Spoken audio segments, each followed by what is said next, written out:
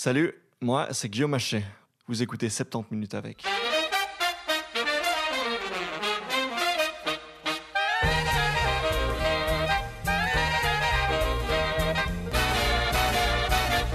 Hello tout le monde, ça fait quelques semaines, quelques mois même que je tease cet épisode sur les réseaux sociaux.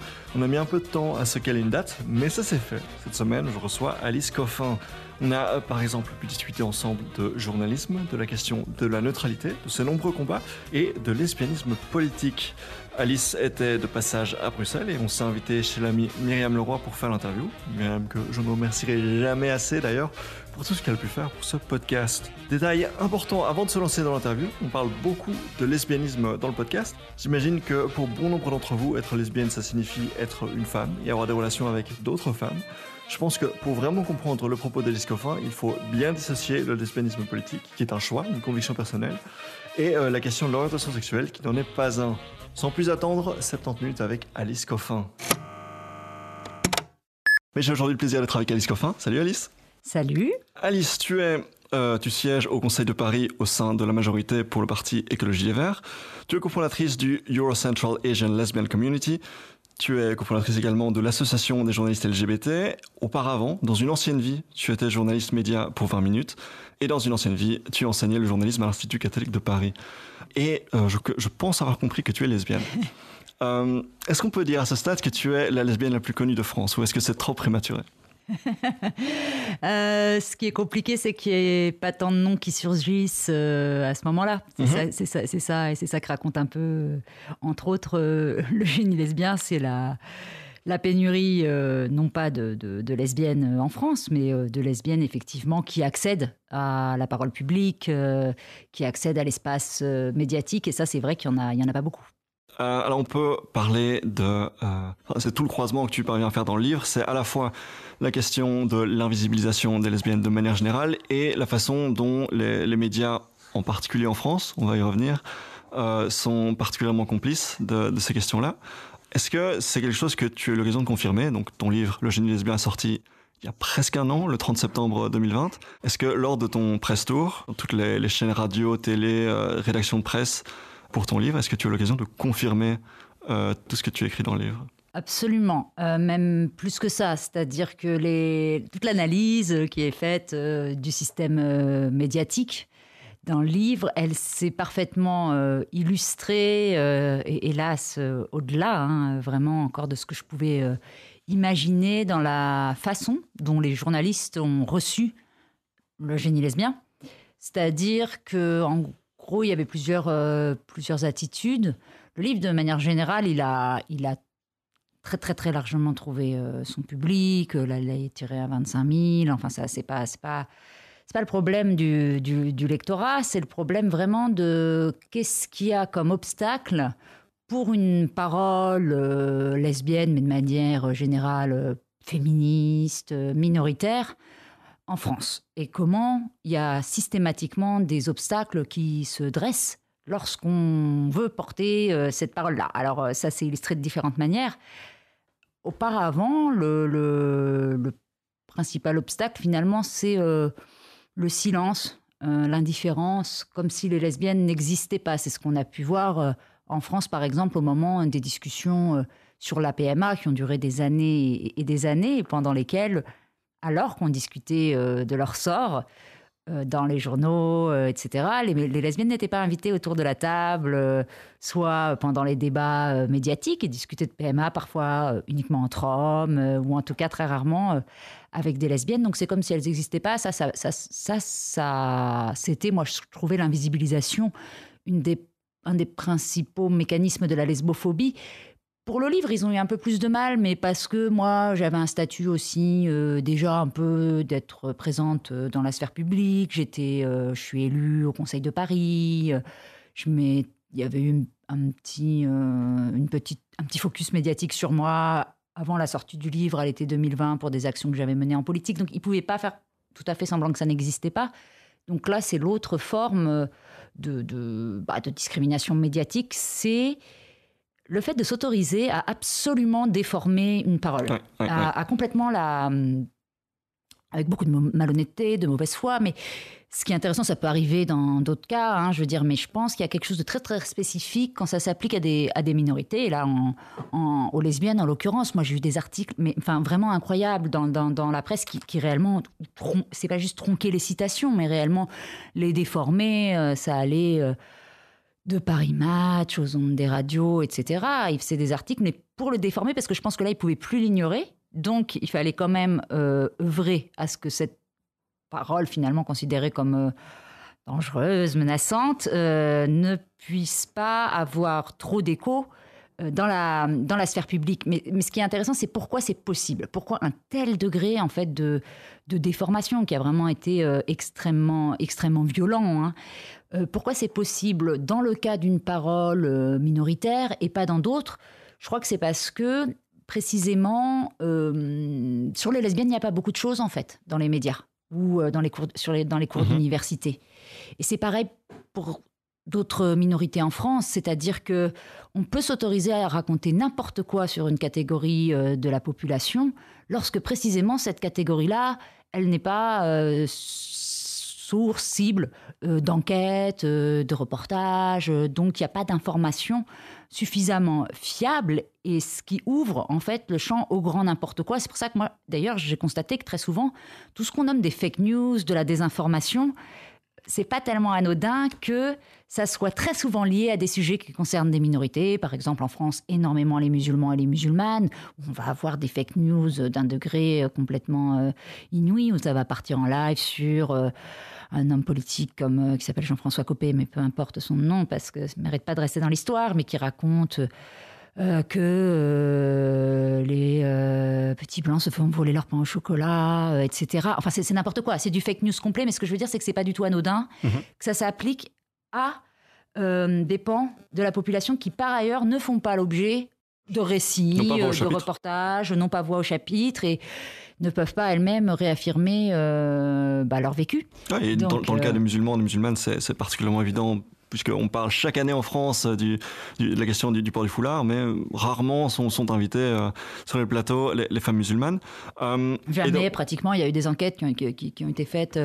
On avait ciblé des enquêtes médiatiques qui montraient, je crois que c'était à l'automne 2019, où il y avait eu...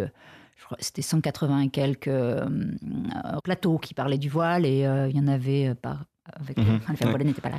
Et donc il y a ce phénomène d'invisibilisation des minorités, et puis finalement, quand on se retrouve quand même dans une situation où on finit par avoir Alice Coffin en plateau, par exemple, chez Europe 1, donc chez Bolloré, là on se lance dans une opération où on déforme complètement les propos et on diabolise les lesbiennes de manière générale, le lesbianisme politique.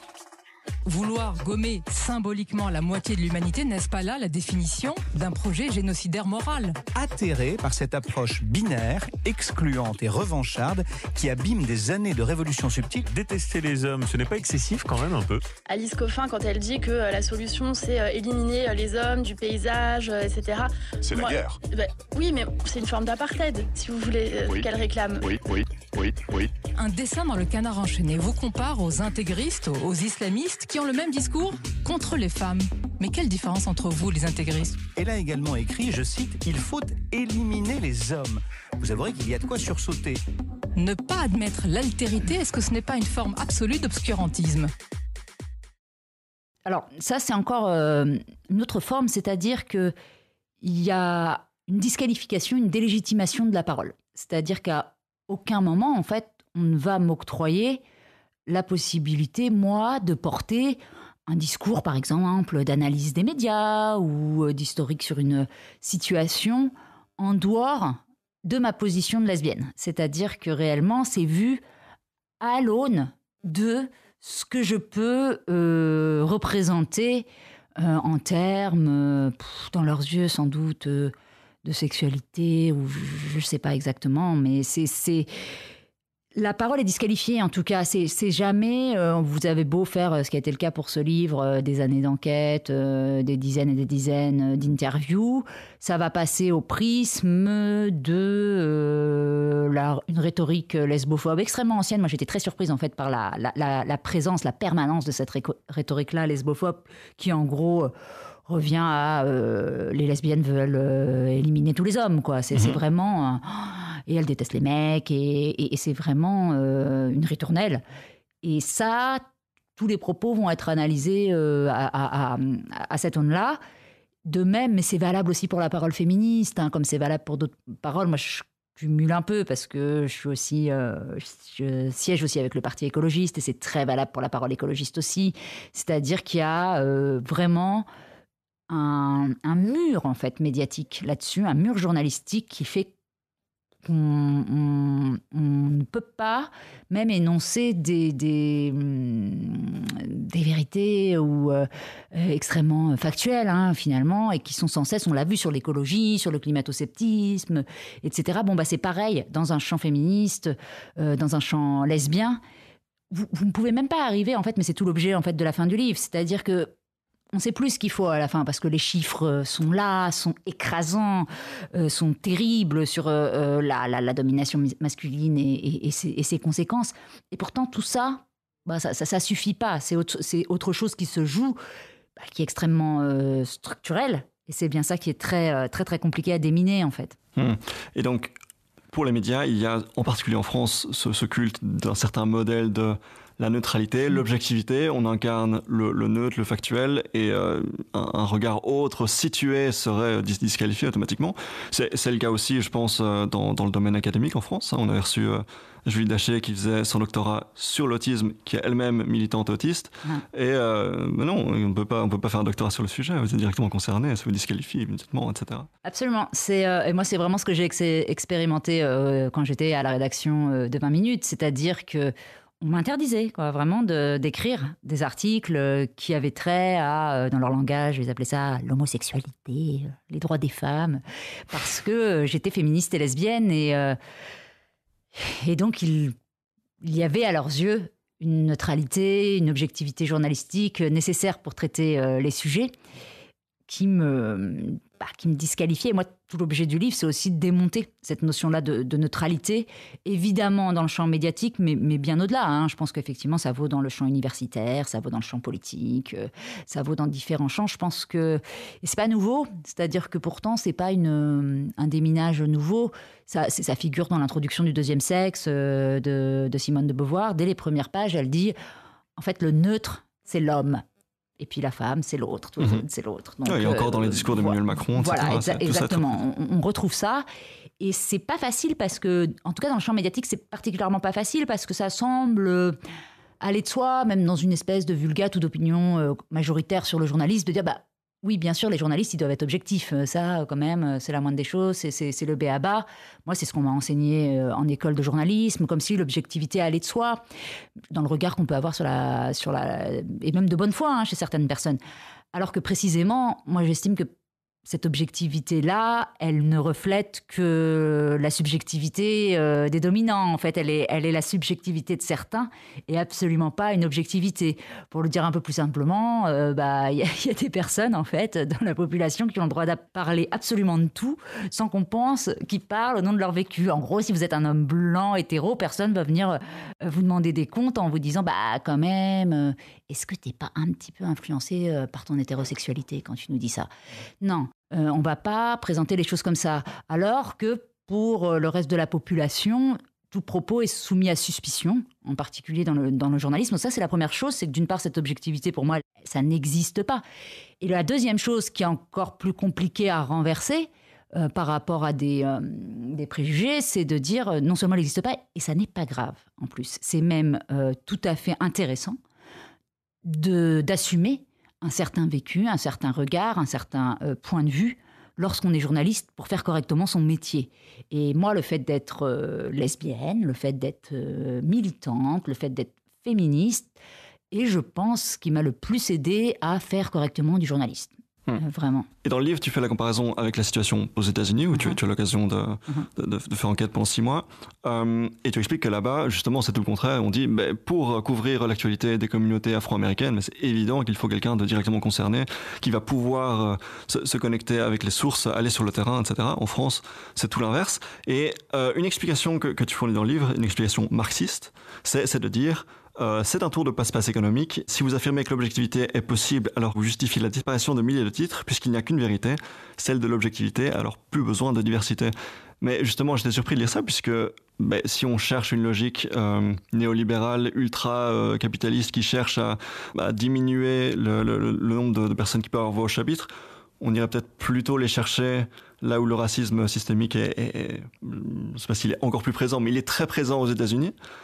Et justement, non, c'est aux États-Unis qu'on a un regard sur le journalisme qui est tout à fait contraire. Donc là, j'étais surpris. Pourquoi est-ce que c'est le cas comme ça en France, mais pas aux États-Unis ? Alors, je pense que je veux me garder aussi de généralité, parce que mais c'est vrai que je pense qu'il y a une réflexion plus profonde sur la presse, mais qui est liée beaucoup, qui est liée à des facteurs culturels, qui est liée à la taille du pays aussi, qui permet en fait, quand vous avez un bassin de population bien plus grand aux États-Unis qu'en France, ça veut dire que, par exemple, une presse dite communautaire, une presse qui va toucher, par exemple, les lesbiennes, les noirs, elle va avoir un bassin de population, de lectorat bien plus important. Elle va pouvoir être viable économiquement.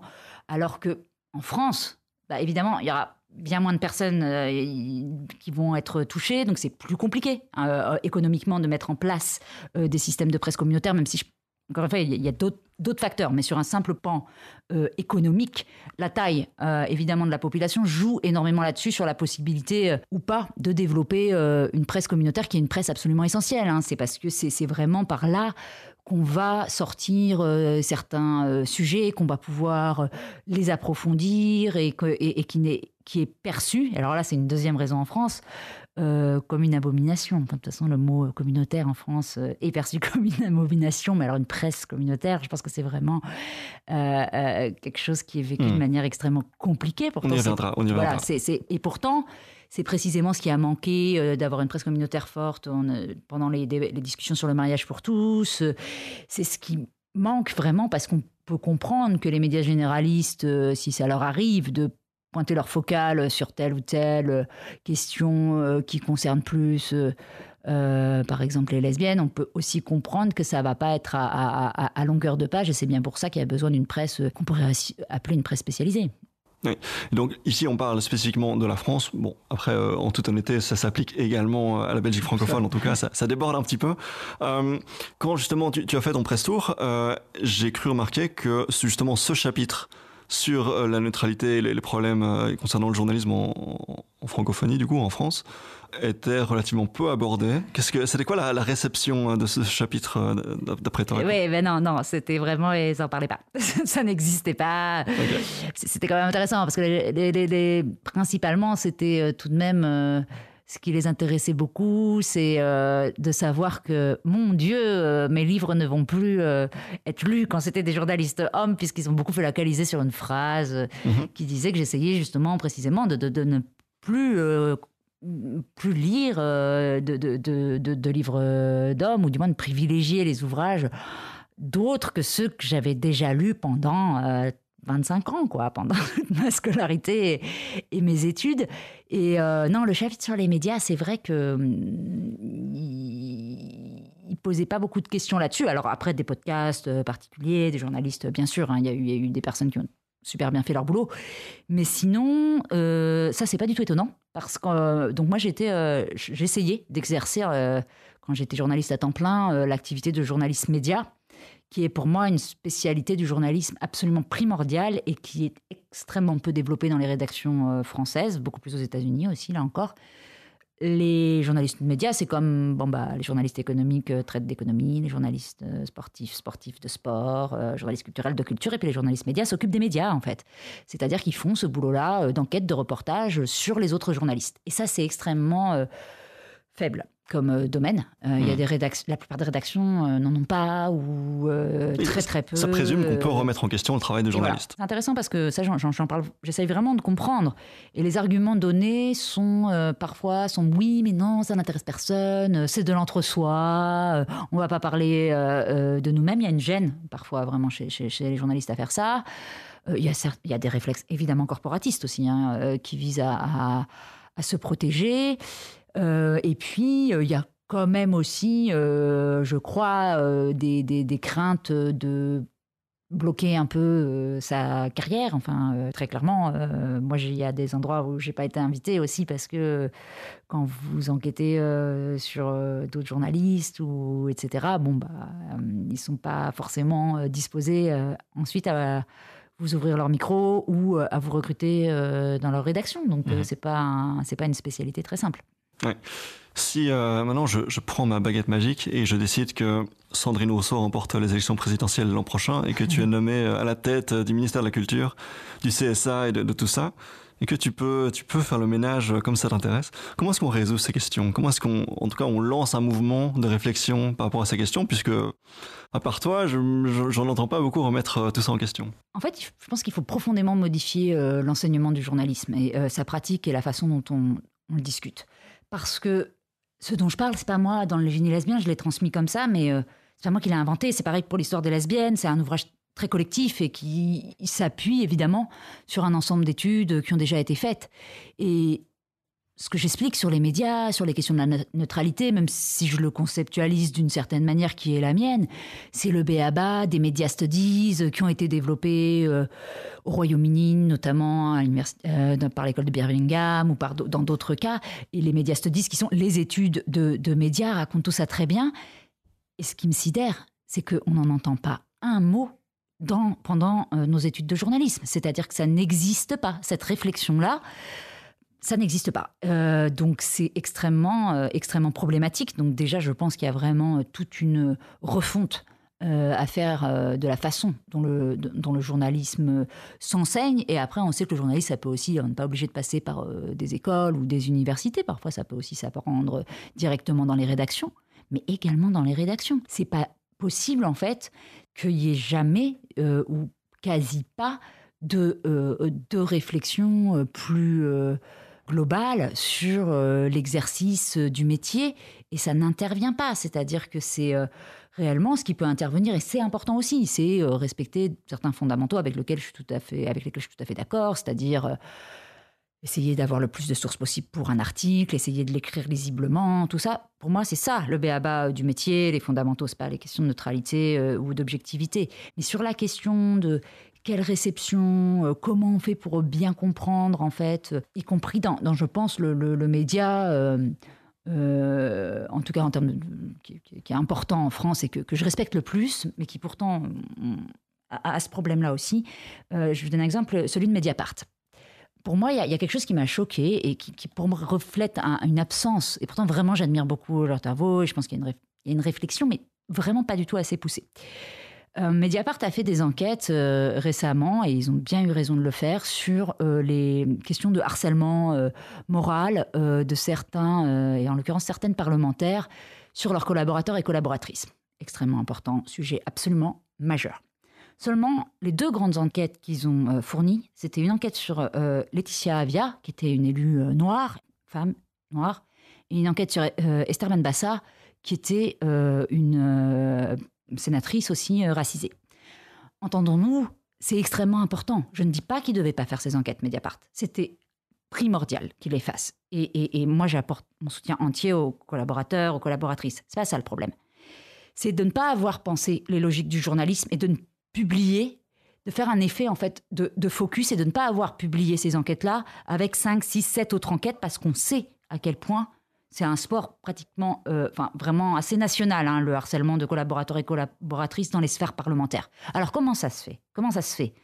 Si c'est aussi répandu, pourquoi est-ce qu'on se retrouve avec les deux enquêtes qui portent sur des femmes racisées ? Il y a des explications là-dessus. Il y a des explications qui sont que ce sont des terrains sur lesquels c'est un peu plus simple de mener des enquêtes.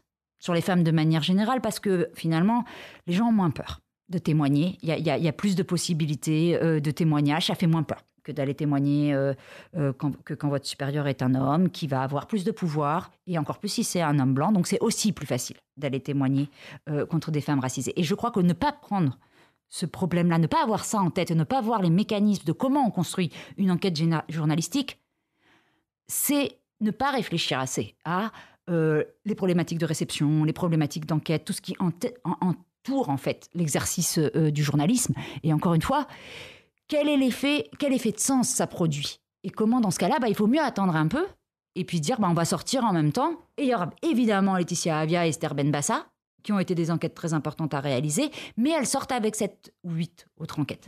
Et là, on évite cet effet-là, qui est une déformation du réel, finalement, qui est une déformation du réel par un biais du travail journalistique qu'on peut comprendre, parce que ça va être plus... Et il y a plein d'autres explications aussi qui font que dans ces cas-là, ça a été plus facile d'enquêter. Et j'ai pris exprès l'exemple de Mediapart, qui est vraiment, par ailleurs, l'exemple, donc j'espère qu'ils m'en voudront pas, mais parce que, imaginez si à Mediapart, c'est comme ça. C'est évidemment encore plus dramatique ailleurs, parce que c'est vraiment ceux qui pratiquent, je crois, parmi ceux qui pratiquent avec le plus de soucis de ce qu'ils peuvent produire en termes d'effet de sens d'information. Mais ça, c'est une manière au-delà, pour comprendre ça, je pense qu'il faut sortir de l'idée que l'information, elle existe en tant que telle, que c'est un réel. Ce n'est pas du tout vrai. L'information, c'est un récit, c'est un choix d'aller prendre une toute petite partie du réel qui se déroule sous nos yeux au quotidien et de dire toi, tu vas devenir une information. Toi, je te prends là, toi, pan de réalité, et je t'amène aux yeux du public et je te labellise information. Et ça s'appelle un choix éditorial, ça dépend d'énormément de conditions qui sont où est-ce qu'on peut se rendre, qu'est-ce qu'on voit, quel argent on a pour le faire, quel choix on fait. Tout ça peut très bien se justifier, mais n'allons pas prétendre que c'est la réalité, en fait, qui nous renvoie à ça. J'ai eu récemment un affrontement un peu sévère à ce sujet, parce que je critiquais, c'était la Première écologiste, et je critiquais les choix opérés par Radio France de consacrer pratiquement un quart du débat de la Première écologie à des questions de laïcité et d'insécurité. Et alors, vous parlez de Sonia Mabrouk tout à l'heure, ou Europe 1, ou d'autres journalistes, et des harceleurs, je l'appelle harceleur comme Raphaël Enthoven, je l'appelle volontairement harceleur, parce que quand on multiplie et qu'on cite des centaines de fois le nom d'une même femme, comme Rokhaya Diallo, ça s'appelle harceler quelqu'un, faut l'appeler par ce nom-là. M'ont reproché, m'ont dit, bien sûr, ça n'existe pas, alors vraiment, vous ne voyez rien, vous ne voyez pas l'insécurité, vous ne voyez pas le réel, c'est les journalistes qui inventent. Il ne s'agit pas de dire ça, il s'agit de dire sur quoi vous choisissez, si vous choisissez de passer autant de temps, sur quoi vous choisissez de braquer la focale. Ce n'est pas que ça n'existe pas, mais votre récit, il est une version uniquement du réel. Et ça me semble, encore une fois, du b.a.-ba à comprendre. Et on peut discuter après, on peut dire, mais je choisis de m'occuper de ça, mais ne me dites pas que c'est des chiffres et que c'est du réel. Parce que si on veut vraiment parler d'insécurité, et ça, c'est des discours très compliqués à avoir, mais si on veut parler, par exemple, d'insécurité, quand on me dit, mais alors le terrorisme, les chiffres du terrorisme dans le monde, ça tue 13 000 personnes par an. L'insécurité climatique, les dérèglements climatiques, c'est 8 millions de personnes par an. Donc, ce n'est pas vrai que c'est un truc du réel et pour protéger les gens et que c'est d'être une horrible gauchiste que de ne pas penser. C'est qu'il y a des choix qui ne privilégient pas nécessairement la sécurité des personnes. Une ligne éditoriale, c'est déjà un exercice de pouvoir. Bien sûr. Mais donc, juste pour revenir à la question d'origine, la question donc de quel changement apporter, quels outils fournir à la presse française. Donc, l'enseignement est une partie absolument primordiale et des choix draconiens en termes d'embauche et de recrutement, en fait, des rédactions. Plus de journalisme média, plus de remise en question. Plus de journalisme média, plus de journalistes racisés surtout, vraiment. Ouais. Mais vraiment, les rédactions... Il y a un passage dans le livre qui s'appelle vraiment sur les salles terriblement blanches, des rédactions françaises. Et donc vraiment apporter... des profils de manière générale absolument différents dans les rédactions. Et attention, ça n'est pas qu'une question de lutte comme... Ça, c'est valable pour toute entreprise. Pour toute entreprise, il y a un problème si réellement vous ne recrutez des salariés que d'un seul profil. Ça s'appelle c'est la discrimination qui en est à l'origine, donc évidemment, il faut le combattre, très bien. Mais en journalisme, ça a des conséquences particulièrement graves, puisque, encore une fois, je pense que l'objectivité n'existe pas et que la façon dont vous allez raconter le monde et les informations que vous allez choisir dépendent profondément de votre vécu, de l'endroit où vous habitez, des entourages, de votre couleur de peau y compris, parce que de toute façon, le réel ne va pas réagir à vous de la même manière. C'était une journaliste qui me racontait ça aux États-Unis, que évidemment, vous ne ramenez pas les mêmes informations selon que vous êtes journaliste noire ou blanche dans un congrès des républicains aux États-Unis, parce que les personnes ne vont pas réagir de la même manière. Donc, c'est pas mieux, moins bien, c'est juste que ça sera différent. Donc, il est extrêmement important que toutes les journalistes aux différents profils soient représentés, parce qu'on n'arrivera jamais à reproduire l'ensemble du réel dans un même journal, mais on se donne au moins un peu plus de chances de le faire si on a des perdus qui ne proviennent pas de cerveaux ou de corps éduqués de la même façon, habitant au même endroit, etc. Donc ça, c'est vraiment absolument capital, quoi. Quand on pose ces questions-là de pourquoi y a-t-il autant d'hommes, pourquoi y a-t-il autant de personnes blanches dans les rédactions, la question de dénoncer le fait que l'objectivité en journalisme n'existe pas et casser cette image pourtant très célébrée que dans toutes les rédactions. Quand on se lance dans cette démarche-là, on s'attaque à l'indiscutable, des choses qui sont... Il y a une forme de dogmatisme, un culte pour ces conceptions-là. Toi, tu arrives à t'y attaquer. Pourquoi ? Qu'est-ce qui est spécial chez Alice Coffin qui fait qu'elle peut s'attaquer à l'indiscutable ? Non, mais je pense que c'est un sujet qui commence un peu quand même à émerger, j'espère, mais pas beaucoup, c'est vrai, dans les rédactions françaises. Je pense, c'est pour ça que je disais lesbienne, ça fait de moi une meilleure journaliste, parce que je pense que ce constat-là, il ne m'est pas venu vraiment par une réflexion de journaliste média, il m'est vraiment venu parce que j'étais lesbienne et parce que j'ai été confrontée très directement à 6 mois intenses qui ont été les 6 mois de discussion sur le mariage pour tous en France entre la fin 2012 et le début 2013, où chaque jour, dans ma salle de rédaction à 20 minutes, mais aussi en écoutant la radio, la télé, etc., je voyais en action se déployer cette question de la fausse neutralité et ses ravages, en fait, dans le traitement de l'information. Du coup, je pense que ça me touchait évidemment extrêmement personnellement, et que je voyais bien surtout les conséquences extrêmement toxiques, parce que là, ça pourrait n'être qu'une discussion qu'académique, universitaire, sur le journalisme, les questions de la neutralité, de l'objectivité. Non, ce qui s'est passé dans ce moment-là en France, et c'est à partir de ces années-là que moi je me suis intéressée à cette question beaucoup de la neutralité, de l'objectivité journalistique, c'est qu'en plus le fait que les journalistes justement n'aient pas souhaité laisser la parole dans les rédactions à des personnes qui étaient bien plus concernées et qui étaient bien plus au courant, donc ils ont raconté absolument n'importe quoi, mais surtout ils en ont perdu le réflexe journalistique qu'ils vont appliquer dans d'autres secteurs, c'est-à-dire de pas, en l'occurrence un journaliste à la base, ça doit pas se laisser trop impressionner ou trop facilement convaincre par des éléments de communication qui viennent d'une communication d'entreprise, d'une communication politique, du gouvernement, etc. Et là, ils ont perdu tout leur réflexe quand il s'est agi de la Manif pour tous qui a déferlé en France, parce que la Manif pour tous avait, je pense, moi, un génie de la communication à sa tête, qui était Frigide Barjot, qui n'est pas un génie lesbien, mais qui est un génie absolu de la communication, enfin, moi, que j'ai rencontré, et qui n'est pas du tout quelqu'un de fou, tout ça, qui est très, très brillante en matière de stratégie média. Soit, mais et alors, votre boulot de journaliste, c'est de contrer ça. Il y a des gens qui sont très forts en com dans d'autres domaines. Bon, il y a des spin doctors en politique, voilà, il y a des publicitaires. Bon, votre boulot, c'est de le contrer, de ne pas prendre... Et là, ils n'étaient pas capables. C'est-à-dire que la Manif pour tous, c'était matin, midi et soir sur les antennes françaises à déverser ces éléments de pure com, c'était de la com homophobe, mais c'était de la com, et de grand n'importe quoi qui n'était pas si compliqué, je pense, à déminer journalistiquement pour peu qu'on s'y intéresse et pour peu qu'on fasse correctement le boulot. Et du coup, moi, c'est à ce moment-là, parce que la conséquence, c'est que ça, je pense qu'on s'intéresse et on creuse un sujet quand en plus ça vous touche vraiment complètement personnellement, ça touche vos proches, ça touche vos amoureuses, ça touche... Donc là, bien entendu, ça vient aussi...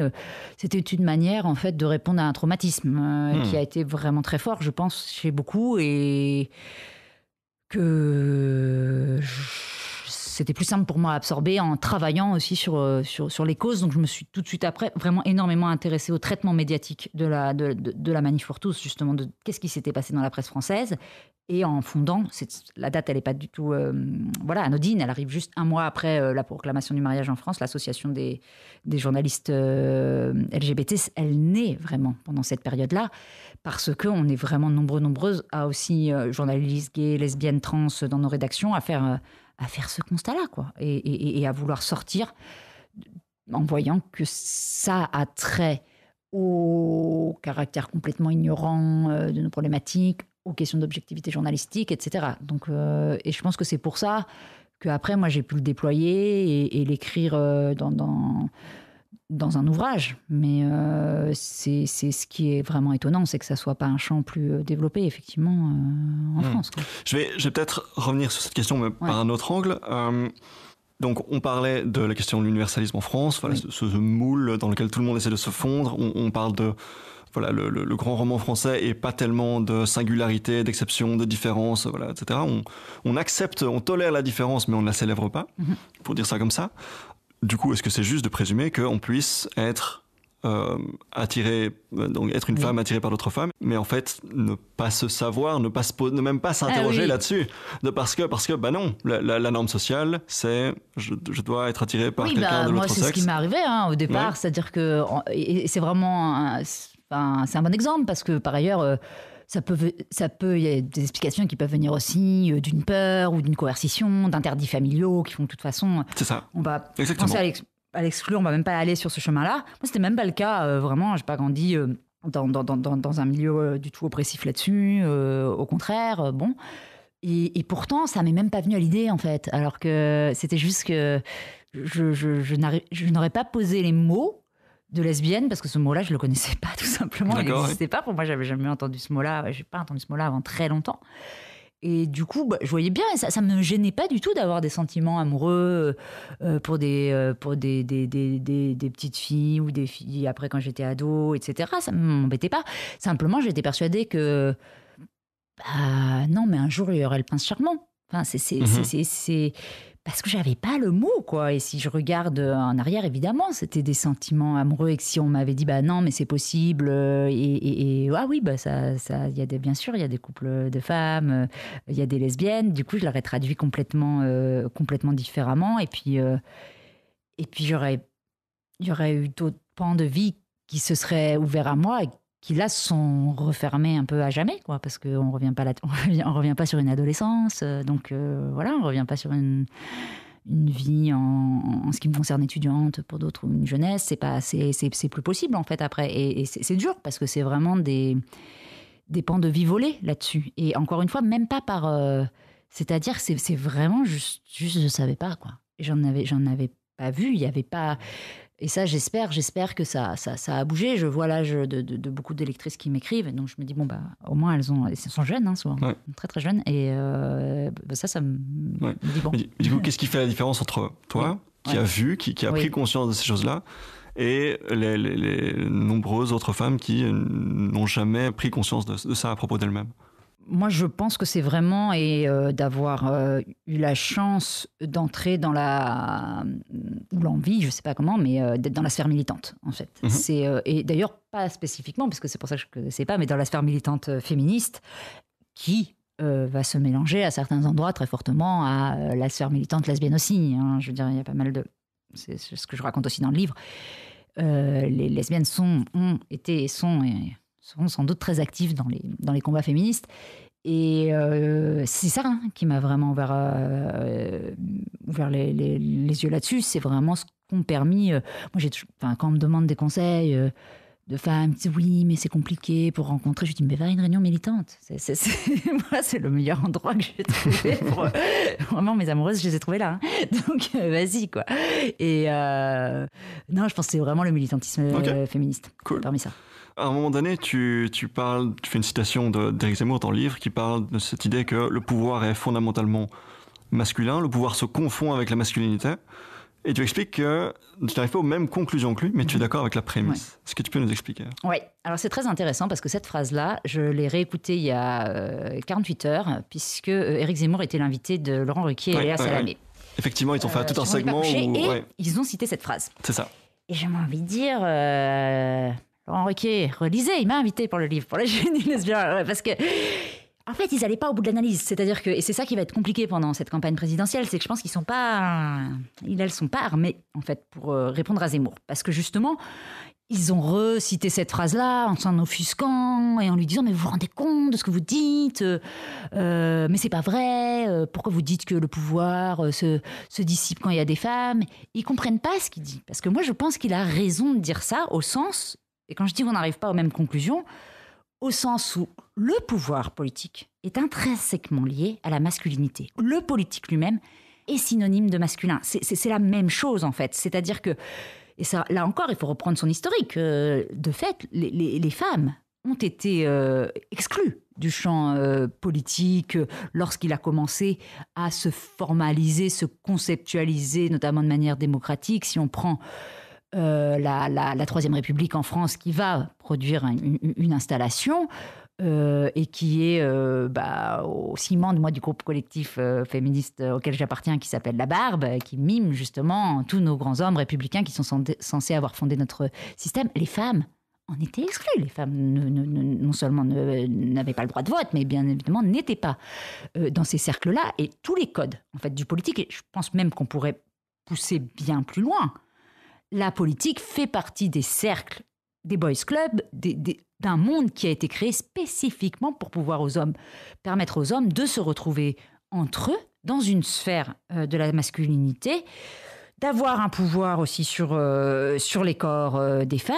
Tout ça, évidemment pas que pour ça. Il y a aussi certaines figures, dont je peux être admirative, mais ça fait aussi. C'est aussi à la racine de ça. Donc, c'est en cela que je dis que Zemmour a raison. C'est-à-dire que oui, du coup, ça n'est pas prévu, ça n'est pas fait dans les codes. Si nous restons dans les standards et dans les codes de la politique telle qu'elle a été conçue, telle que se déroule une campagne présidentielle, telle que se déroulent des réunions politiques, oui, effectivement, quand les femmes arrivent, ça ne peut plus fonctionner. Parce que ça ne marche plus de la même manière.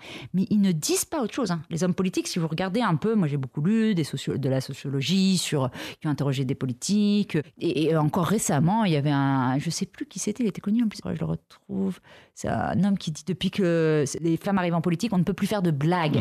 C'est-à-dire, on ne peut pas mieux définir la façon dont c'était des cercles qui étaient vraiment de manière consubstantielle, faits pour développer une certaine masculinité. Donc, de fait, quand les familles arrivent, effectivement, ça s'écroule. Mais en face, Salamé et Ruquier, je comprends que ça les choque, la phrase de Zemmour, comme ça, oui. Et moi aussi, bien sûr que cette pensée-là, elle est... Elle empreinte misogynie. Elle est évidemment problématique, mais on ne peut pas en venir à bout sans dire, en fait, c'est l'ensemble du système qu'il faut complètement déverrouiller.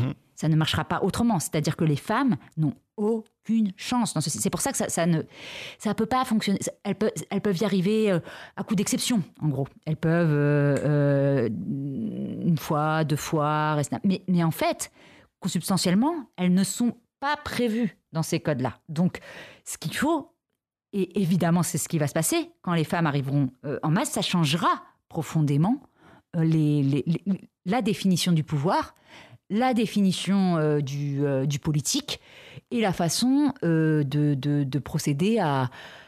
Même là, on commence la campagne présidentielle française. La campagne, et je le vois, puisque moi, je soutiens beaucoup Sandrine Rousseau, on en parle très souvent. C'est-à-dire qu'une campagne... Alors, le politique, déjà, c'est les codes de la masculinité, mais alors une campagne présidentielle, c'est le summum, en fait, du pouvoir, et de la définition de la virilité. C'est-à-dire, y compris dans la course, dans la compétition, mais complètement c'est complètement idiot. Je veux dire, la façon dont est prévue l'accession à un pouvoir est absurde, avec des espèces de gens, je sais pas, qui doivent être...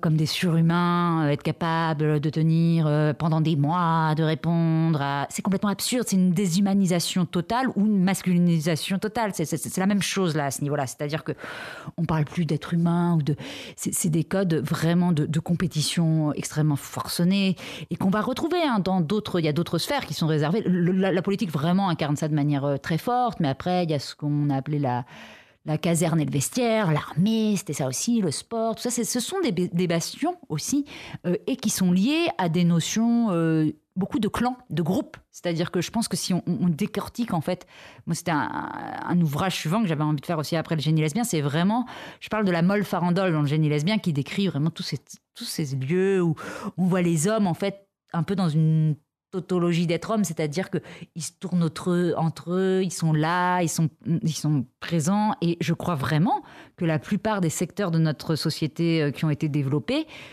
sont des secteurs dont la définition est très, très, très liée à qu'est-ce que la masculinité, qu'est-ce qu'un homme. Et pour moi, ça vaut autant pour la politique que pour l'art. L'art, c'est pareil, c'est quelque chose qui est en fait... Et c'est compliqué parce qu'on dit ça, les personnes vont dire « Oh, mais pas du tout, ça n'a rien à voir. » Mais si, hélas, moi je pense que, hélas...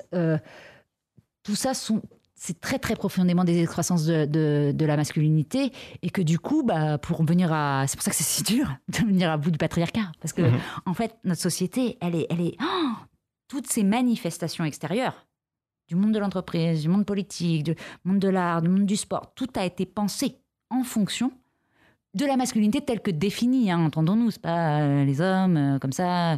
Non, de ce qui a été construit autour de la figure des hommes. Et ça définit énormément des champs des activités humaines.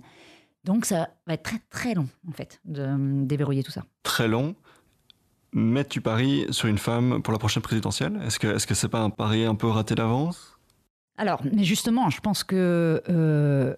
alors, je parie sur une femme féministe et qui a déjà montré son courage, parce que Sandrine Rousseau était, bien avant MeToo, une des élues qui a contribué à l'émergence de ce qu'on a appelé l'affaire Denis Baupin, donc à dénoncer pour une première fois en France. Et là, je faisais un petit taquet tout à l'heure, mais grâce notamment à Lénaïque Bredou et à l'ensemble du travail absolument remarquable que fait Mediapart sur ces questions-là, et à Cyril Graziani de France Inter aussi, qui avait mené l'enquête.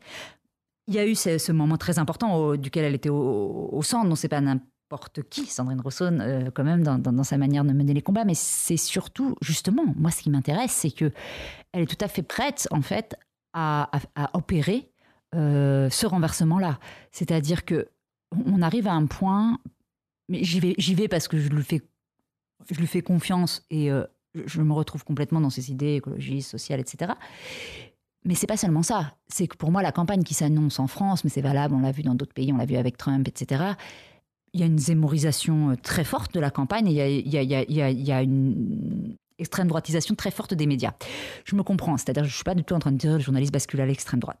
Mais ce qui se passe quand même depuis quelques années, on le voit avec la montée très forte en puissance des audiences de CNews, par exemple, en France, la montée en puissance très forte des audiences de Valeurs Actuelles. Je veux dire, avant, quand on était dans les kiosques à journaux, c'était, je sais pas, l'Express qui était au fronton, on n'aurait pas vu. Et Valeurs Actuelles, maintenant, ils sont devant, dans les relais H et tout. C'est genre, il y a une banalisation, vraiment, des discours. Et je crois que là, on peut taper sur les journalistes. Ça, si ça va, je sais faire. On peut dire vraiment, ils font mal leur boulot, tout ça. Ok. On peut dire qu'est-ce qu'ils font. Et en face, c'est vraiment pas solide. Les matinales de France Inter sont aussi. Il y a une espèce de vraiment. Enfin, moi, j'étais pas invitée, par exemple, pour parler de mon livre. En revanche, ils vont inviter des personnes comme, Eugénie Bastier ou d'autres, enfin vraiment des représentants. Sur France Inter. Ouais. Ok, pas invité, ok. Ça m'étonne. J'ai été invitée par Nadia Dame dans son émission, mais jamais dans les matinales. Non, mais les matinales radio, absolument pas. Alors sur Europe 1 quand même, mais pas chez France Inter. Et c'est précisément ça. Ce qui se passe, c'est que le seul lieu où on a encore accès en tant que parole de gauche, en fait, et Sandrine Rousseau a été invitée aussi sur Europe 1, d'ailleurs, par Mabrouk. J'en avais discuté avec Sonia Mabrouk, d'ailleurs. C'est quand même fou. C'est-à-dire, là, chez Europe 1, ils assument d'avoir Sonia Mabrouk. Ils assument d'avoir quelqu'un qui balance toutes ces idées. L'équivalent d'une Sonia Mabrouk, ça voudrait dire que non seulement on serait invité, mais qu'on serait journaliste, Rokhaya Diallo ou moi, sur la matinale de France Inter. J'ai l'impression que c'est ou de Radio France. Ça n'est pas près d'arriver. Pourtant, c'est exactement l'équivalent. Donc, on n'a pas, en fait, de contre-feu de gauche dans le champ médiatique français. On n'a pas, ça leur paraîtrait invraisemblable. Alors que je ne vois pas pourquoi on ne pourrait pas être les intervieweuses politiques et que je pense qu'on ferait émerger des questions plus intéressantes que ce que j'entends au micro des matinales de la radio publique française.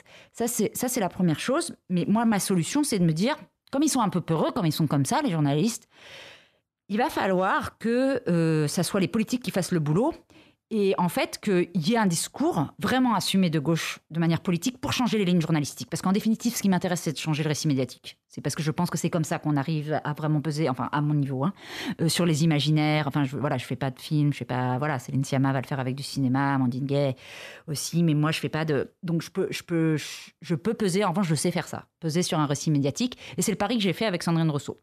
Donc, quand on arrive mi-août, en fait, dans la campagne, elle n'est pas très connue encore, elle n'est pas... Voilà, donc... Moi, vraiment, on y va sur les médias. Et ce qui me fait penser que ça peut fonctionner, c'est précisément la matinale de France Inter, animée par Nicolas Demorand et Léa Salamé. Pourquoi ? Je la fais brève. Sandrine Rousseau, elle se présente sur le débat, on lui demande pourquoi vous vous présentez, et elle dit parce que mon humiliation a des limites, et parce qu'Emmanuel Macron, alors qu'on avait mené tout ce combat contre les agressions sexuelles en politique, a nommé Gérald Darmanin ministre de l'Intérieur, alors même que des femmes ont dénoncé justement son comportement. Et elle dit ça. 2 jours plus tard, Gérald Darmanin est invité sur France Inter. Et là, Nicolas Demorand, il lui dit: que pensez-vous de ce que Sandrine Rousseau a déclaré, que c'était un scandale, c'était balayer du revers de main le combat de milliers de femmes, que de vous avoir nommé? Jamais, un an plus tôt, il l'avait reçu. Il bredouillait quand il a dû prononcer le mot que peut-être, il était mis en examen. Il a repris la parole d'un auditeur. Ouais. Donc, parce qu'il peut s'appuyer sur une vraie parole politique de gauche, il peut le dire au micro de France Inter plutôt et faire le boulot. De poser la question directement, il va chercher la citation. Et donc, ce qui veut dire que si on arrive à faire émerger dans cette campagne présidentielle une offre politique qui n'existait pas en ce moment, c'est-à-dire qu'il n'a pas peur de produire une vraie parole féministe, une vraie parole antiraciste, une vraie parole contre les violences policières, on a peut-être un tout petit espoir d'infléchir le récit médiatique et le comportement journalistique de cette présidentielle. Et ça, j'en veux pour preuve cet exemple-là où ça a parfaitement fonctionné, et je pense qu'on peut le refaire fonctionner énormément de fois. Seulement, il faut pour ça qu'elle soit candidate, et c'est pour ça que moi je suis assez fâchée, en fait, par exemple, contre les Verts en France, qui ne comprennent pas ça. C'est-à-dire que je ne comprends pas, quand on a la chance d'avoir quelqu'un, parce que par ailleurs, elle est quand même de grosse qualité et elle maîtrise vraiment bien ses sujets, d'avoir quelqu'un comme Sandrine Rousseau, mais qui s'en a, les Yannick Jadot, les Éric Piolle, avec tout le respect que je peux avoir pour eux, mais c'est pas possible qu'ils nous expliquent pas qu'ils sont pour le féministe. Vous savez, Éric Piolle, il a dit ça dans son discours, il dit « Je serai un marchepied pour les féministes, pour les femmes françaises ». Mais non, mec, t'es pas un marchepied, t'es une porte blindée, là. Allez-vous-en. Et ça veut pas dire « Mais venez faire campagne avec nous ». Je veux dire, moi, je serais ravie que Éric Piolle, il vienne dans la campagne. C'est pas un souci. Mais pourquoi est-ce qu'ils ne comprennent pas que là, et qu'ils ne le comprennent pas non plus, même électoralement ? Parce qu'en fait, la dynamique, elle n'est pas de leur côté. C'est-à-dire, là, je fais de l'analyse politique, mais c'est vraiment... Leur offre politique, elle est déjà représentée. Anne Hidalgo vient d'arriver. C'est la même chose que Jadot. Ils ne présentent pas quelque chose de nouveau. Si Sandrine Rousseau, elle est montée en flèche comme ça aussi, c'est précisément parce qu'il y a toute une partie de la population qui n'est pas représentée dans l'offre politique actuelle et qui ne va pas exister pendant la campagne présidentielle si elle n'est pas là. Donc les Verts, s'ils étaient un tout petit peu intelligents, moi, je pense que vraiment, ils créeraient cette dynamique-là et ils diraient... On la laisse y aller, on se range, on est d'accord, c'est ces combats-là qui sont importants. Et là, on aurait une petite chance. Là, mon espoir qu'on puisse le faire, parce que le seul espoir, et je ne suis pas sûre que ça marche, c'est qu'on passe au premier tour des dimanches. Ce que personne ne croit à ça. Moi, je ne sais pas. Je pense qu'on a... Voilà, on verra. Et ce sera dimanche, c'est ça ? Ouais, c'est dimanche. Ok, mais on verra. On va peut-être refermer cette parenthèse politique. Non, mais il n'y a pas de souci. C'était la question. Évidemment. C'était la question, il n'y a pas de souci. Mais donc, cette parenthèse politique française. Si maintenant, je reviens sur la question du militantisme, ce que tu dis parfois quand tu t'adresses aux militantes féministes, c'est « Soyez courageuses, devenez lesbienne ». Je pense que tout le monde ne comprend pas cette phrase. Est-ce que tu peux l'expliquer ? Je crois, devenez lesbienne. Oui, soyez exigeante, Ouais, c'était un peu... c'était une boutade, mais à la fois, je pense. C'est-à-dire que c'était une phrase, on m'a demandé, en fait... c'est National Geographic qui fait une enquête sur les féministes. Alors, ils interviewaient aussi bien... je sais pas, Melina Gates que moi, que d'autres gens. Enfin, voilà, plein de gens très différents, au niveau de notoriété très différent. Et puis, ils disent, qu'est-ce que vous donneriez comme conseil à une jeune fille de 20 ans ? Et moi, c'est juste parce que j'ai réfléchi, en fait, à qu'est-ce que j'aurais aimé qu'on me donne comme conseil à 20 ans. Et j'aurais aimé qu'on me dise ça, en fait, parce que ça m'aurait fait gagner beaucoup d'années. Et je crois que ça veut dire aussi ne pas s'offrir la possibilité d'être lesbienne. Donc déjà, leur faire connaître qu'il y a cette possibilité-là. Et puis ne pas l'avoir en tête. C'est dommage, en fait, parce que rien que de l'avoir en tête, je pense que ça aide à davantage se formuler y compris si on reste dans un rapport, dans des relations hétéros. Ça aide de savoir que cette possibilité-là, elle existe et puis elle fonctionne bien pour beaucoup de femmes. Je pense que ça ouvre un peu le champ des possibles, quelle que soit la relation. Et aussi parce que pour moi, lesbienne, vraiment, c'est vraiment pas une question de sexualité, en fait. C'est vraiment pas une question d'orientation sexuelle. Et que ça, je pense que c'est encore, quand je parlais des champs d'activité humaines qui ne sont que le reflet d'un conditionnement lié à la domination masculine, la sexualité en est un par excellence. Auquel j'arrive même pas à... Moi, ça, je suis pas encore là j'arrive pas à comprendre tout ça. C'est-à-dire que je pense que c'est tellement miné, la sexualité comme champ, ça a tellement été occupé essentiellement par une parole et par des images masculines que c'est très, très, très dur à comprendre. En tout cas, ce dont je suis sûre, c'est que c'est pas aussi omniprésent c'est pas comme ça en fait. La sexualité n'est pas aussi omniprésente, ne devrait pas en tout cas être aussi omniprésente dans les définitions de rapports de couple. C'est même une absurdité. Donc quand on m'explique, parce que souvent ce qu'on me rétorque c'est bah oui mais bon, vous n'allez pas les obliger, si elles n'ont pas de désir, elles n'ont pas de désir. Ah mais moi d'accord, je voudrais bien être lesbienne, mais j'ai pas je crois que c'est un problème complètement faux cette question du désir, puisque très souvent c'est la même qui peuvent me dire ça, vont me dire aussi mais non mais ça fait je sais pas un an. Non, je couche plus tellement avec mon mec. Enfin, la sexualité n'est pas centrale non plus ou pas de cette manière-là. En tout cas, c'est pas possible de définir ça comme ça. Je trouve. Ou alors enfin, pour moi, il y a quelque chose d'un peu absurde, quoi. Si si le désir sexuel se résume vraiment à, enfin, en tout cas, si l'orientation sexuelle est capable de nous définir sur comment on choisit notre vie, c'est quand même. Je trouve ça très compliqué, en fait. En tout cas, moi, ça s'applique absolument pas à moi. Je veux dire, c'est pas du tout un problème. Je suis pas du tout lesbienne parce que je désire sexuellement des femmes. Ça n'a rien à voir. Ou parce que je ne désire pas sexuellement des hommes, ce qui est pas spécialement le cas d'ailleurs. Enfin, je veux dire, il y a pas. Donc, c'est pas du tout une question de désir. C'est vraiment une question de positionnement par rapport aux hommes. Ça n'a aucunement facilité ton entrée dans les communautés lesbiennes d'être directement attiré par des femmes. Ça n'a vraiment aucun rapport. T'es sûr de ça? Bah, je pense que c'est plutôt l'inverse. Hein. C'est plutôt. Enfin, je pense que le désir est quand même éminemment construit. C'est quelque chose de pas. Enfin, je pense même et encore une fois, tout ce qu'on met, s'il fallait pousser un peu, les figures sexuelles aussi sont très construites. Je sais pas, moi, de la fellation au cunilingus, c'est quand même des trucs, il y a un abécédaire quand même extrêmement construit de la sexualité qui n'est pas en soi, donc qui plaque en fait certains imaginaires, certains que je ne crois pas. On est directement dans nos corps et nos imaginaires d'êtres humains comme ça. C'est extrêmement construit, hein, je crois quand même ces choses-là. Et en plus, enfin dans la phrase, moi j'expliquais. Soyez exigeante, devenez lesbienne, ou au moins apprenez à vous passer du regard des hommes. En fait, c'est ça. Ce que je veux dire, c'est que pour moi, être lesbienne, c'est d'abord échapper, oui, au regard des hommes dans des choses des questions, ok, de séduction, de désir, mais bien plus largement, en fait. Dans les entraves en fait psychiques que ça peut produire d'être sans arrêt dans un monde qui est d'abord regardé puis dit par les hommes. C'est surtout ça auquel moi j'essaye d'échapper et qui, je pense, quand même libère un peu la psyché. Dans le livre, ce que tu expliques, c'est que les combats sociaux les plus importants, les plus médiatisés, que ce soit même la question de l'avortement, Black Lives Matter, les manifestations contre les armes à feu, le mariage pour tous en Irlande, tous ces combats-là, au front, on trouvait des femmes lesbiennes. Et tu expliques que les lesbiennes sont les meilleures, les plus grandes militantes du monde. Alors c'est un constat d'abord que moi j'avais pas fait attention parce qu'on me disait jamais que c'était des lesbiennes, on me disait jamais ça, mais que effectivement quand je me suis intéressée à beaucoup de différentes luttes, je me suis dit tiens, il y a quand même très très très très souvent des lesbiennes qui étaient à la coordination de ces luttes-là.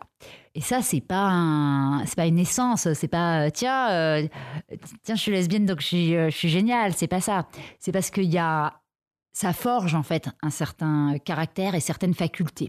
Il faut, vu l'état actuel de la société et vu l'état actuel des rapports de force entre normes hétérosexuelles, hétéropatriarcales et possibilité d'être lesbienne, arriver au stade, vous êtes capable de comprendre ça, d'assumer le fait d'être lesbienne, de le dire publiquement, de vous vivre en tant que lesbienne dans des luttes. Ça demande de développer des facultés qui sont très semblables à celles dont on a besoin dans de nombreuses luttes. C'est-à-dire, en gros, ne pas avoir peur de gueuler contre de s'opposer à un pouvoir qui est souvent un pouvoir masculin, comprendre ce qui se joue, parce que c'est les structures de domination, elles ressortent aussi souvent.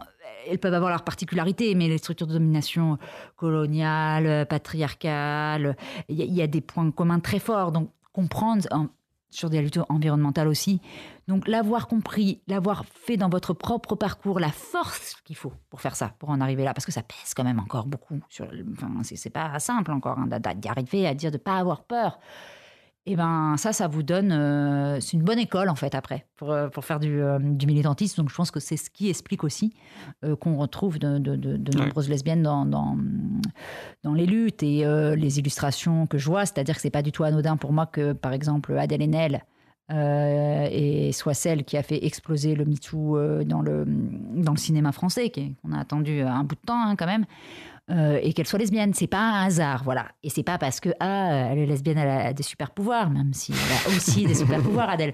Mais c'est pas seulement ça, c'est parce que pour s'affirmer comme telle dans un milieu, alors qui est quand même une quintessence, le cinéma en termes de ça se pose là, les représentations du cinéma en termes d'assignation de genre, d'assignation de rapports entre hommes et femmes, etc.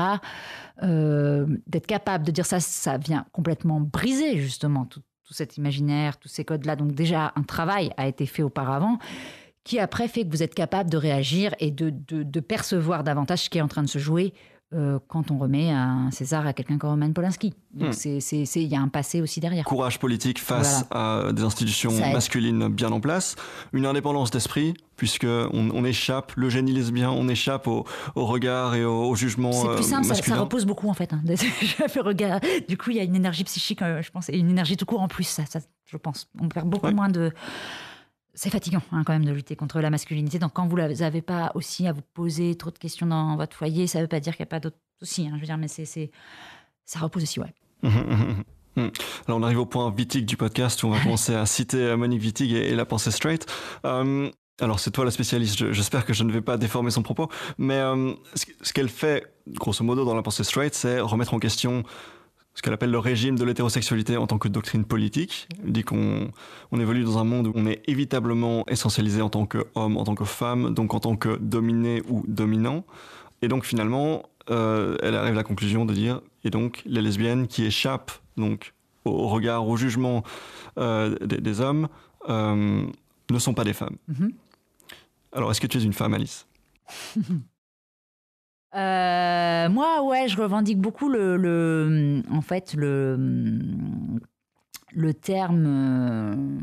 terme-là, je pense, mais pour des raisons intrinsèquement de combat politique. Mmh. Tu es assignée femme, tu es perçue comme femme dans l'espace social. Ouais, enfin, mais ça n'a pas été très... C'est-à-dire... très longtemps, ça n'a rien voulu dire. C'est-à-dire que c'est quand j'ai compris le mot en tant que catégorie politique, mais ce qui est aussi ce que veut dire Wittig dans ça, et en ce sens-là, que les lesbiennes échappent à la catégorie politique femme. Or, moi, la catégorie politique femme, elle m'intéresse, au sens où j'ai envie de l'aider, de la défendre.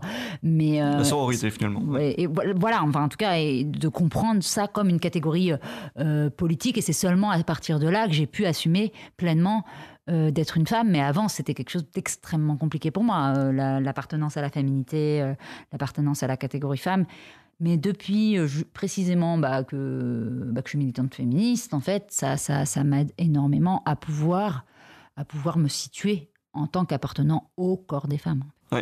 Ce qu'elle dit aussi, et là, tu me diras ce que tu en penses, mais je trouve qu'on touche presque à une forme d'universalisme, c'est qu'il faudrait, selon elle, remettre en question cette dichotomie, les hommes, les femmes, et non pas faire l'un et l'autre, mais plutôt juste un tout. Et elle dit aussi, pour nous, les lesbiennes, il n'existe non pas un ou deux sexes, mais autant de sexes qu'il y a d'individus. Est-ce que tu adhères à ça aussi ? Parce que tu parles beaucoup dans ton livre des hommes et des femmes. Oui, alors après, c'est toujours... parce que j'explique aussi que par ailleurs, en tant que lesbienne sans cesse mégenrée, les problématiques de non-binarité, des problématiques encore très différentes qui sont celles de transidentité, tant notamment que lesbiennes plutôt butch, me sont extrêmement proches. Enfin, c'est vraiment des combats qui... Il y a beaucoup de choses très similaires avec la spécificité des combats contre la transphobie, la spécificité des combats sur la non-binarité. Mais c'est quelque chose quand même qu'on expérimente beaucoup, par exemple, le fait d'être mégenré systématiquement. Et donc de trouver qu'il y a une absurdité, évidemment, des genres sociaux d'hommes et de femmes, puisqu'ils sont... Vous n'êtes même pas capable de reconnaître. Moi, on passe ma vie à m'appeler monsieur. Donc arrêtez. Pourquoi artificiel, voilà, c'est construit. Pourquoi vous voulez? Si vous êtes même pas foutu de le savoir, vous avez inventé des codes, vous savez pas vous-même vous y repérez. Donc c'est une plaisanterie. Après, c'est encore une fois, c'est différent. Ces assignations sociales-là, que l'utilité qu'il peut y avoir à quand même brandir des combats justement au nom du féminisme, au nom des femmes, ce que je trouve toujours très important à faire en fait. Oui.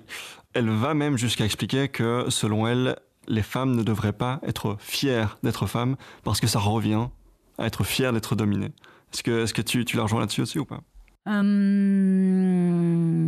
Encore une fois, je pense que c'est dans ce que il faut je bien vois ce remettre qu'elle les veut choses dire. en contexte. Oui, bien sûr. Voilà. J'adhère complètement au texte de Wittig. Ça ne veut pas dire que transposé dans un autre langage politique de 2021, on puisse pas revendiquer. Mais bon, moi, j'ai pas spécialement, de fierté. Enfin, le langage de la fierté, par ailleurs, n'est pas spécialement le mien en politique ou dans des choses comme ça. Et c'est vraiment Oui, c'est vrai. En revanche, je crois vraiment toujours valable. C'est-à-dire que d'ailleurs, je suis pas super à l'aise pour répondre aux questions sur les catégories femmes parce que moi, je viens vraiment d'une matrice qui est la barbe, qui est précisément de dire non, mais les femmes, là, nous, on va pas trop s'en occuper. En fait, occupons-nous des hommes. Occupons-nous de justement, braquons l'éclairage sur justement, et on pourrait ajouter les hommes, cis, hétéros, on pourrait ajouter un certain nombre de qualificatifs. Occupons-nous des hommes, et c'est ça qui m'intéresse d'abord, quoi, d'aller déminer. Et c'est parce que je pense que s'occuper des questions de domination masculine, c'est s'occuper, encore une fois, de l'ensemble du fonctionnement de la société. C'est pour ça que ça m'intéresse autant. Alors, on approche tout doucement de la fin de cet entretien.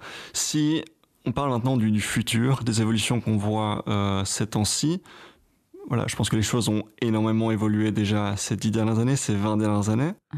Comment est-ce que tu vois les choses dans un futur proche, dans un futur lointain? Est-ce que tu penses qu'avant ta mort, on aura vu des évolutions systémiques importantes? Alors, déjà, je pense qu'il faut faire attention aux formulations. En fait, les choses, elles ont pas évolué. Disons que les combats se sont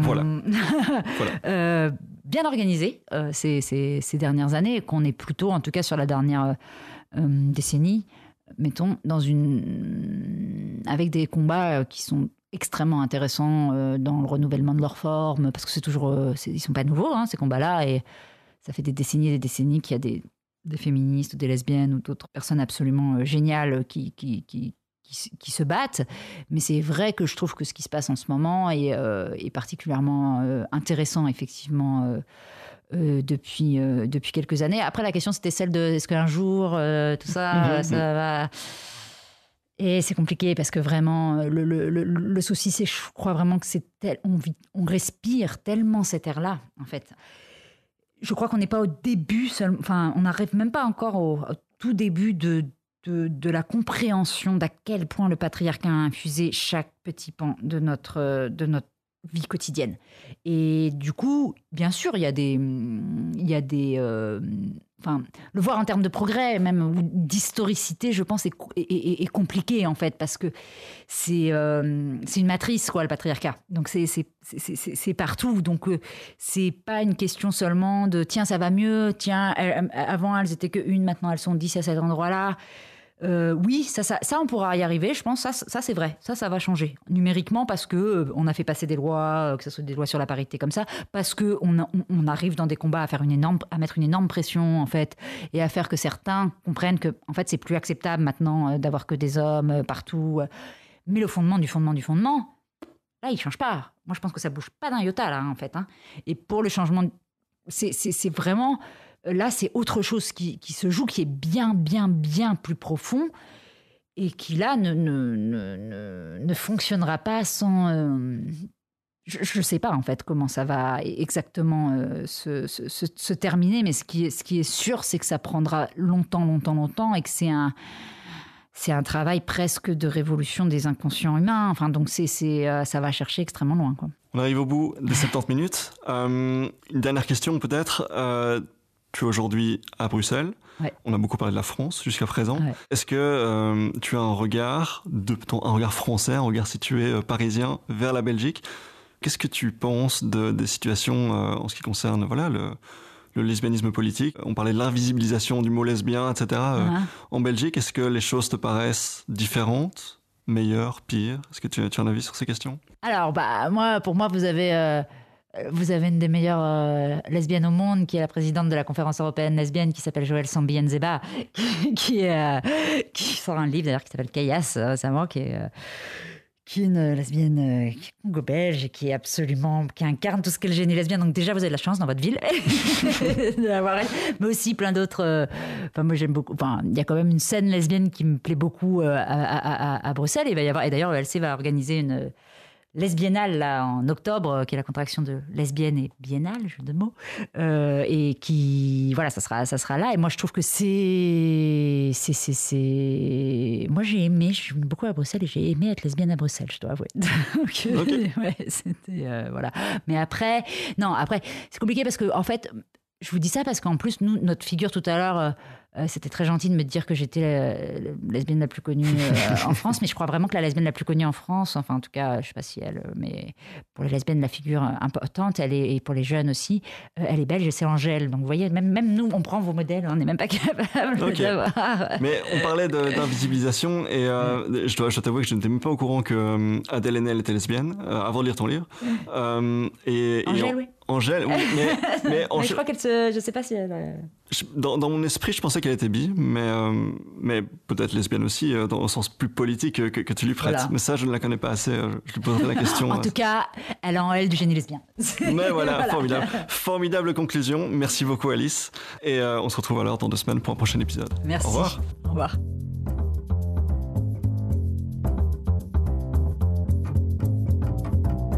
Et voilà, c'est ici que s'achève mon entretien de 70 minutes avec Alice Coffin.